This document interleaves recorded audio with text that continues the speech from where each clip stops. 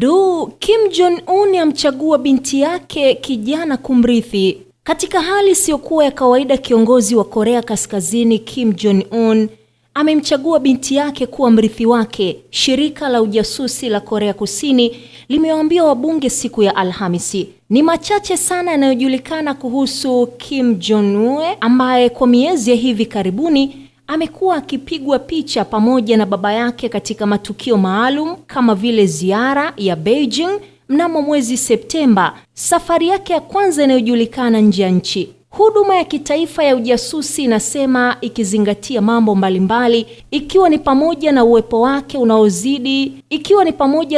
wake unaozidi kuwa maarufu hadharani katika matukio rasmi. Katika kufanya tathmini hii, huduma ya kitaifa ya ujasusi imesema inafuatilia kwa karibu kama atahudhuria mkutano mkuu wa chama cha Kaskazini baadaye mwezi huu, tukio kubwa zaidi la kisiasa ambalo hufanyika mara moja kila baada ya miaka mitano.